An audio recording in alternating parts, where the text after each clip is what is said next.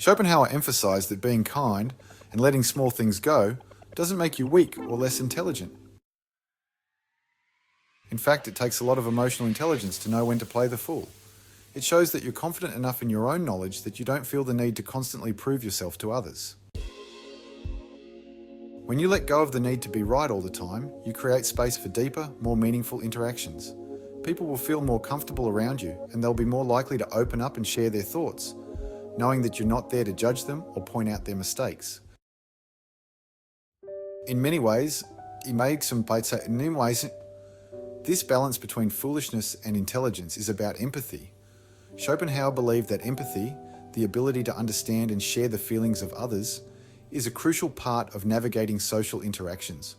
When you choose to let go of the need to correct someone, you're showing empathy. You're putting yourself in their shoes and recognizing that they might feel embarrassed or uncomfortable if they're corrected. By focusing on their feelings rather than on being right, you show that you care more about the person than the mistake they made.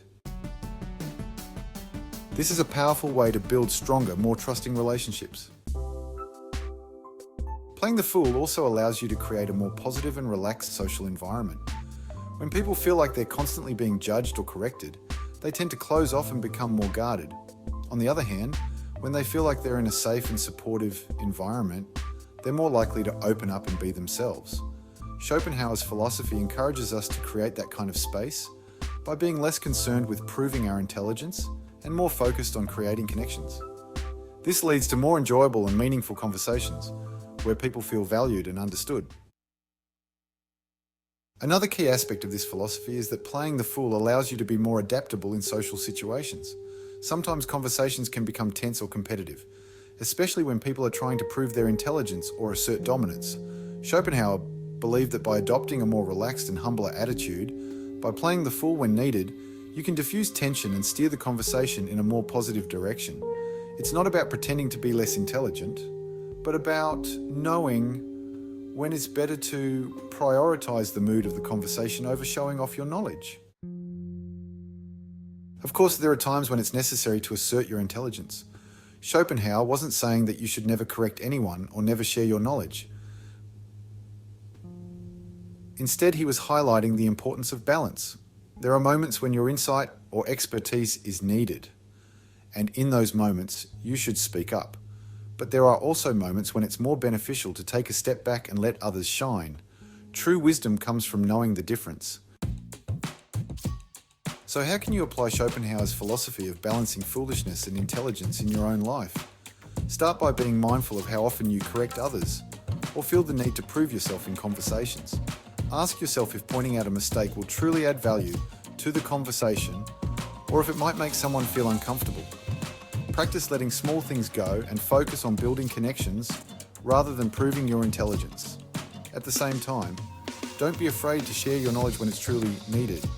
Just make sure you're doing it in a way that uplifts others rather than puts them down. How does playing the fool actually help us build deeper connections with the people around us? The first important idea in Schopenhauer's philosophy is that when we adopt a more humble or even foolish persona, we allow others to feel more at ease.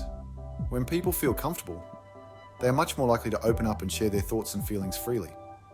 This creates a relaxed atmosphere where everyone can speak without fear of being judged or corrected. In this way, playing the fool isn't about being dishonest or pretending to be less intelligent. It's about creating a safe space for others to express themselves. One of the ways playing the fool fosters harmony is by diffusing tension in social situations. We've all been in conversations that get a little too competitive or where someone feels the need to prove they are the smartest person in the room. In those moments, tension can rise and the conversation can become more about winning than connecting. Schopenhauer understood that this need to show off our intelligence can often drive people apart instead of bringing them together. But by playing the fool, by choosing not to show off what we know, or by not correcting others, we can lower the tension and shift the focus back to building understanding. Empathy plays a huge role in this process.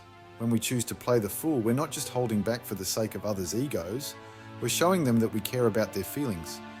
Schopenhauer believed that true connection comes from putting ourselves in others' shoes and considering how they might feel. If we constantly correct or challenge what people say, we can make them feel defensive or insecure, even if we don't mean to. By acting humbly and downplaying our knowledge, we show empathy for how others might react to our intelligence. This makes them feel more valued, and the conversation becomes less about who's right and more about mutual respect.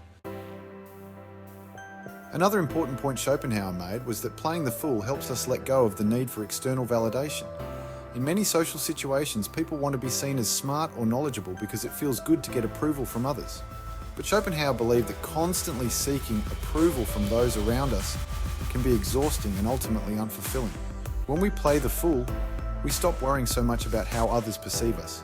Instead of focusing on how smart we appear, we focus on making others feel good. This shift in mindset can actually lead to more meaningful and fulfilling interactions, because we're no longer tied to the idea of having to impress others to feel good about ourselves.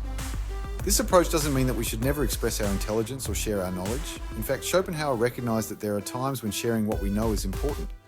The key, though, is knowing when it's appropriate to step up and when it's better to hold back. Wisdom is not just about having knowledge, it's about knowing how and when to use it. Playing the fool doesn't mean we're hiding our intelligence. It means we're choosing to prioritize the well-being of the people around us and the flow of the conversation over our need to prove ourselves. By blending wisdom with empathy, we create more meaningful, cooperative relationships.